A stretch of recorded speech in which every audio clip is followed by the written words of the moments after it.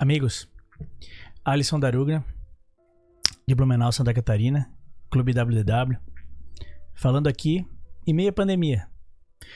Pandemia essa que tem prejudicado muita gente em nível pessoal, nível de saúde, prejudicado muita gente em nível de business e basicamente prejudicado o mundo de várias formas, tanto no quesito saúde quanto no quesito economia. Aí tem gente que valoriza mais a questão da saúde, tem gente que valoriza mais a questão da economia. E a grande verdade é que todos os dois lados são importantes. Mas é claro que tem um deles que é um pouquinho mais. E a verdade é a seguinte, eu tô aqui na verdade sem roteiro, sem saber exatamente o que eu vou dizer e deixando a coisa fluir. Mas o que eu queria dizer para vocês é o seguinte, esse é um momento em que muita gente tá sem saber o que fazer, sem saber o que dizer, sem saber o que representa.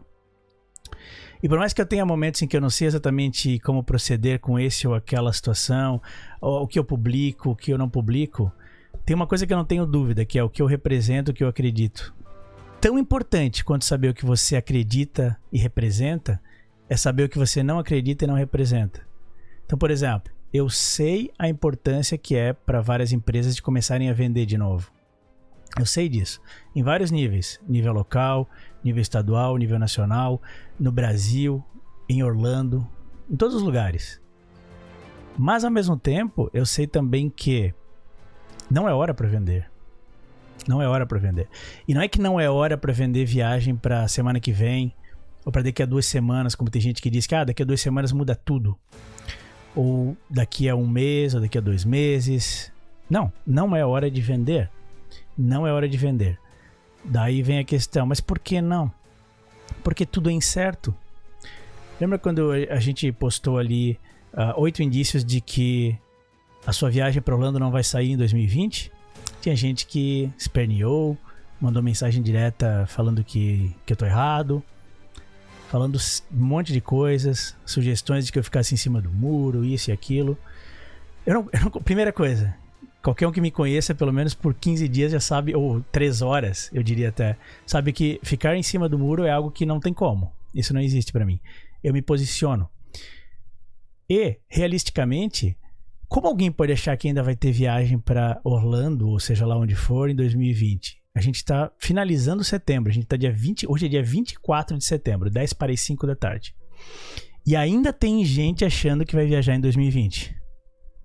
E eu nem tô falando só daqueles auezeiros, vamos chamar assim, que se eu não usar a palavra auezeiro vai ser uma palavra mais pejorativa e eu quero evitar palavras tão pejorativas, apesar de talvez elas caberem aqui.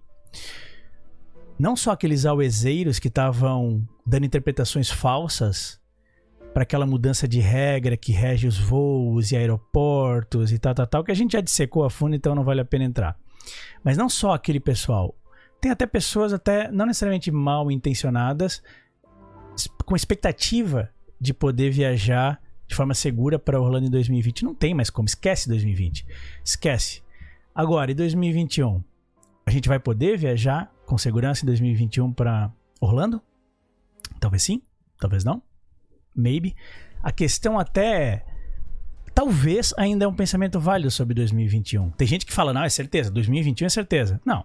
Certeza a gente só tem quando a gente vê as coisas factualmente efetivas. Quando uma coisa é factualmente efetiva, e eu sei que eu estou usando um pleonasmo aqui, aí a gente diz, beleza, as coisas são assim. Viagens em 2021 são factíveis, porque elas são factualmente efetivas. Agora, eu não sei se uma viagem para Orlando em 2021 é factível ainda. Eu ainda não sei. Não há certeza. O que eu sei é que 2020 esquece, 2021 a gente precisa aguardar. Eu acho que essa é a palavra-chave. Aguardar e não se afobar. Aguardar, não se afobar. Por quê?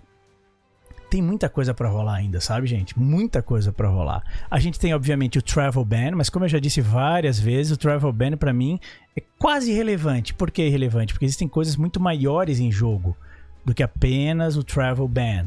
O Travel Ban é um grão de areia no meio de uma galáxia de fatores que são extremamente mais relevantes do que o Travel Ban. Então, não só a gente precisa que o travel ban acabe, ele é um bloqueio.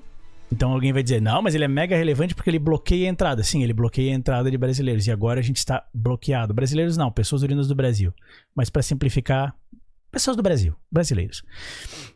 Ele é um bloqueio, sim. Mas digamos que ele caia. Digamos que ele caia amanhã.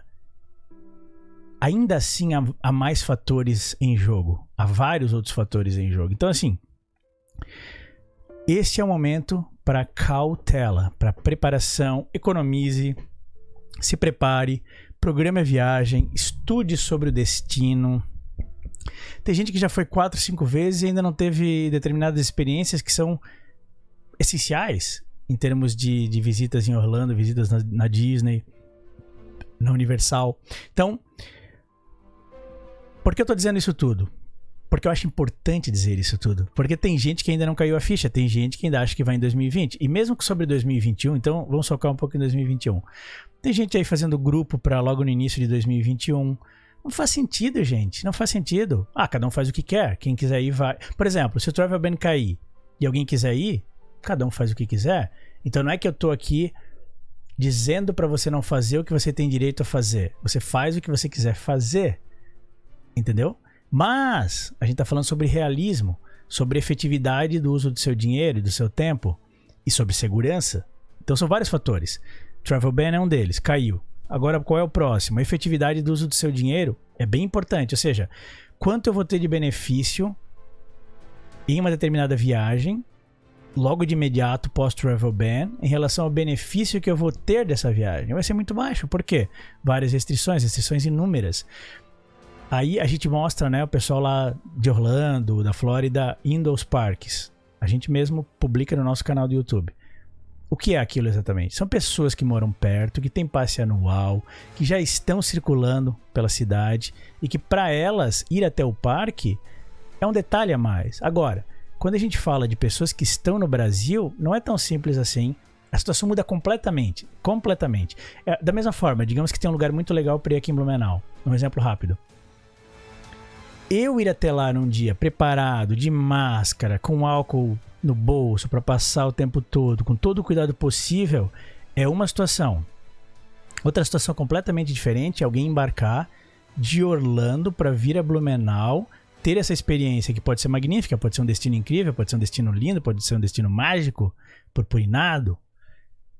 Mas, para mim, que estou em Blumenau, o nível de dificuldade de eu ir até lá, o nível de risco de eu ir até lá é 1. Não é que não existe, não é que não existe. Ele existe, mas ele é 1. Agora, grau 1. Agora, vale a pena eu dizer para alguém que mora em Orlando, vem que tá muito legal ali em Blumenau, aqui em Blumenau tem uma experiência incrível, experiência nova, acabou de abrir, é muito legal. Vale a pena eu dizer para alguém de Orlando, compra uma passagem e vem, se não tivesse travel ban. Digamos que invertidamente, né? Digamos que tivesse o travel ban, ele deixasse de existir e eu falasse, pessoal de Orlando, corre pra cá, porque tem uma experiência incrível aqui em Blumenau que vocês precisam vir.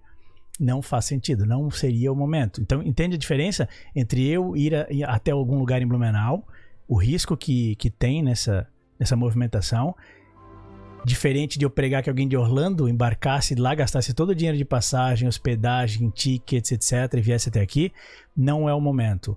Daí alguém vai perguntar, Thaleson, mas você não acha que a normalidade vai voltar a existir e que vai voltar a fazer sentido a gente comprar passagens e tickets e viajarmos do Brasil para Orlando, para experienciar Orlando e a Disney e a Universal?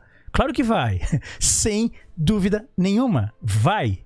Só que a questão não é se, vai de certeza. A questão é quando. E esse quando, ele é incerto. A gente não sabe. Por a gente não saber, a gente diz, tenha cautela. Economize, se programe. Quando for tranquilo novamente, faça essa viagem porque ela é imperdível. Se for a sua primeira vez, eu garanto que você vai gostar tanto que vai querer voltar logo logo. Desde que você vá na época certa. Se você for agora, pode até gostar, mas não vai ser a mesma coisa. Então, por isso, se for a primeira vez, espere. E se você já foi 3 milhões de vezes e o dinheiro estiver sobrando, vá quando quiser. Mas mesmo você que tiver dinheiro sobrando, vai ter uma experiência mais limitada durante o período pré-renormalização. Porque tem até a história, né? Tem gente que mora em Orlando e tá dizendo, não, aqui já tá tudo normal. Tudo normal. Tem até gente que fala, quem é de fora de Orlando não tem nem o direito de opinar. E esse mesmo cara, essas mesmas pessoas, opinam sobre o Brasil, sobre política, futebol, sei lá, economia, opina sobre tudo. Agora, quem tá fora de Orlando não pode opinar sobre Orlando. Quê? Eles partem de alguns pressupostos equivocados, de que eles teriam acesso às informações mais rapidamente do que a gente, porque eles estão mais perto. Tem gente ali que mora em Orlando que nunca pisou nos parques Disney depois que abriu. Quanto mais informações eles têm do que nós aqui no Brasil? Eles acessam sites em inglês. Eu só acesso sites em inglês, eu só leio sobre Orlando em inglês. Isso não faz o menor sentido, gente. A informação hoje é livre, ela não tem fronteiras, ela circula livremente pelo mundo. Achar que vai ter muito mais informações sobre um parque da Disney só porque tá ali perto, não faz o menor sentido. Agora, eu não só moro lá, como eu já fui 15 vezes depois da reabertura. Essa pessoa vai ter insights sobre a experiência dela dentro desse parque. É claro, isso é natural. Agora, achar que a gente, estando fora, não consegue ler a respeito de experiências de pessoas respeitadas que vão lá e que relatam pontos positivos e negativos. Porque assim, nunca acredite em alguém que fala que é 100% algo. Por exemplo, é 100% legal, é 100% magia, não há limitações, não há dificuldades e não há contrapontos. Isso sempre é mentira. Não existe realidade sem contrapontos. Se você conhece alguém que tem ido para Disney agora e aponte lados positivos e negativos, beleza, bote fé nessa pessoa. Se ele só põe lados positivos e nega lados negativos, duvide, porque não existe lado só positivo de nada, não existe lado só positivo de algo que se compra, de um lugar perto de casa que se visite, tudo tem os dois lados. E alguém que negue o outro lado, negue o contraponto, ele tá com alguma agenda oculta, só pode. Pessoas que negam o contraponto costumam ter agendas ocultas. Importantíssimo. Então, gente, era meio um desabafo isso, porque a gente vê a situação acontecendo, a gente vê pessoas distorcendo a realidade, e eu acho que é importante vocês olharem o contraponto, sabe? Pesarem vários lados da mesma moeda. É importantíssimo. E ao mesmo tempo vem essa questão, assim, às vezes a gente não sabe o que postar, sabe? A gente posta um alerta, a gente posta magia para lembrar que a magia existe, mas não necessariamente você vai encontrá-la agora em seu potencial total dentro dos parques. Então, assim, a gente está num momento realmente de até questionar nosso papel como criadores de conteúdo. E a gente não tem vergonha nenhuma, somos criadores de conteúdo. Criadores de conteúdo. Por sermos apaixonados por um destino, decidimos criar conteúdo sobre esse destino.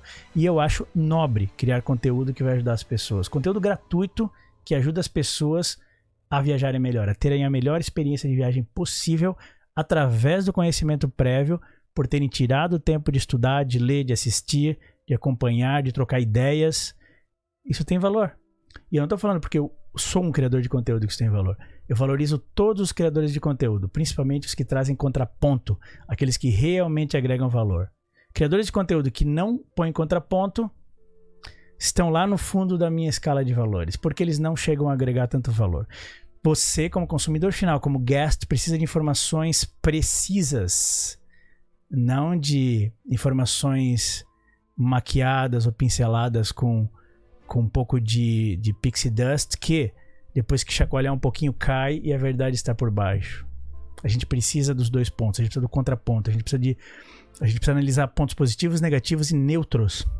Até os neutros são importantes, nem só os positivos e negativos. Não existe realidade só com pontos positivos. Isso é fantasia. Então, gente, obrigado pela atenção, para quem me deu essa atenção, que fique isso de alerta para a gente saber quem é quem.